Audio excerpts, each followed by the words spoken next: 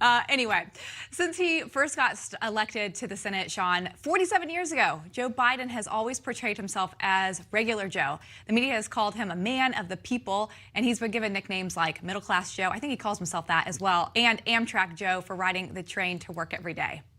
Well, that's right, Lindsay. But for someone who's supposed to be just an average blue-collar guy, the people in his inner circle, especially family members, have done awfully well during this nearly 5 decades that he's been in public office. Check out this headline from Politico in 2019. Biden Inc. Over his decades in office, middle-class Joes family fortunes have closely tracked his political career. Well, we are going to take a very, very close look and deep dive at Biden Inc., the web of people who are connected to the president-elect and their business deals in just a few minutes.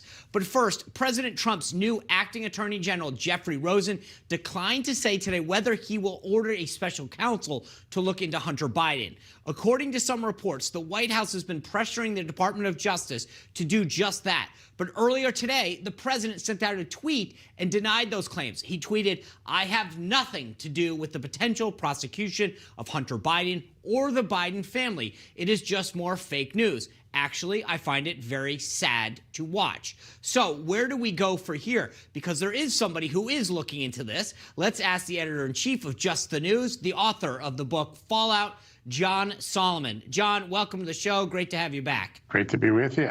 Yeah, right. Good to be with you. So you saw Jeff Rosen says that he's declining to say whether or not he'll investigate Hunter Biden. You guys have been dogged on this trail here. Where does this go from here now? Listen, all the reporting I've done indicates that there is a very advanced, far-stage criminal investigation. In fact, the notification, when you're focusing on a target like Hunter Biden, usually the notification that you're under investigation comes late in the process when they're getting ready to perhaps indict you or to approach you about a plea deal or settlement. So all I'm seeing is that that this is in the end stages of a long investigation that began remarkably in 2018. We didn't know it. Imagine if we knew that during impeachment or before the election. That would have been helpful. But I think this is an advanced case. It's looking at taxes, money laundering, maybe some FARA issues, foreign influence issues. And Hunter Biden is one of the people they're looking at. I would not be surprised if charges were levied before President Trump left office. I think the investigation's at a far enough stage that you might not need a special counsel. The indictment might already be forthcoming. That's interesting because I agree with you. I think if he doesn't get charged now, I am concerned that a Biden DOJ watches this under. Are you not concerned, but do you think that there's any link between what Hunter Biden has done and his dad, Joe Biden? Well, listen, we know he used his dad's name as a calling card for 7, 8 years, going all the way back to 2009 when we saw the first emails in Ukraine. Just look how closely the behavior of the vice president and his son merged. And April of 2014, Joe Biden goes to Ukraine and says, "You guys in Ukraine, if you don't want any more Russian intrusions, start building a gas industry." 2 weeks later, what happens? Hunter Biden gets put on the board of the largest gas company. It's almost as though Joe Biden opened the door for the offer. In 2015, when Hunter Biden's boss at the Ukraine company is under criminal investigation, there's stories out there, he's in trouble, he's corrupt, the State Department's corrupted, alleged he's paid a bribe. Joe Biden comes in, he's going to give a speech and make some comments, and the talking points are, don't call Zlochevsky corrupt like everybody else. Just avoid calling him corrupt. He did everything that Hunter Biden needed to do to score those millions in dollars that he got from a corrupt Ukrainian oligarch. Joe Biden was an enabler here. At the very least, he was an enabler. And I think the remaining question is, was he in any way a beneficiary? We don't have evidence to suggest that yet, but we have a lot of unanswered questions. Well, you have a lot of unanswered questions, and so do the American people, because the media has ignored what went on with Hunter Biden. Not just ignored, they called it Russian disinformation. They blocked it on big social media allegations. So, you know, I kind of wonder, you saw this media research poll come out that showed that a good percentage of Biden voters wouldn't have voted had they known what they know now. What else don't we know? Well, listen, what we don't know is what various officials inside the Obama-Biden administration were doing to help Hunter. I filed a lawsuit 17 months ago with the help of the Southeastern Legal Foundation. I still don't have all the documents. And some of the documents come in and they're entirely redacted. They're useless. It's obvious that Hunter Biden and Burisma were at the highest levels of the U.S. government. We don't know if Joe Biden himself might have met with them.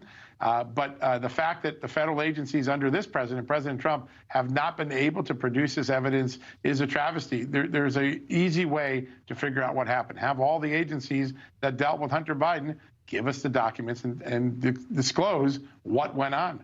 We don't know what went on in so many of these instances, and we get it in little tiny fractions, piecemeal revelations. It's a shame. John, you've been in journalism a long time. You ran the D.C. Bureau of the Associated Press. You have a lot of other organizations that you've been a part of. I watched how the media handled the Russian attacks on President Trump, all of these anonymous sources and hearsay and innuendo. And then with respect to Hunter Biden and Joe Biden and the rest of the family, you've got an on-the-record witness, Tony Bobulinski, who comes forward, lays out all this stuff. You've got emails and texts that all can be corroborated, pictures, and yet so many of your former colleagues looked the other way and ignored it. Well, they did more than play ignorance. They, in many cases, went on offense to destroy people like myself, or try to destroy people like myself, to attack us for you're a conspiracy theorist if you think Hunter Biden did any wrong. Well, guess what? The State Department thought Hunter Biden had created an appearance of a conflict of interest that undercut U.S. policy. They believed while Hunter Biden was on the board, that company made not one, but two bribes to Ukrainian prosecutors. It wasn't a fiction. It wasn't a conspiracy theory. It was true all along. And it's only since the election that it appears that those media reporters who attacked this reporting early on have suddenly embraced it and pretend, we didn't say any of that stuff a year ago. John, whether or not President Trump's administration, Justice Department charges Hunter or not, regardless, we're going to have a president of the United States likely taking office in January with a son under FBI investigation.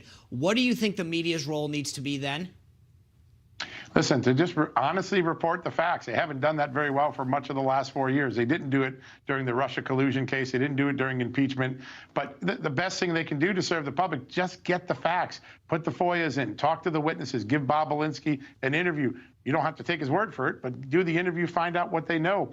I have all these emails at the State Department where the New York Times was digging on this stuff 2 years ago and then just put a big goose egg out there. Didn't cover it. That's journalistic malpractice.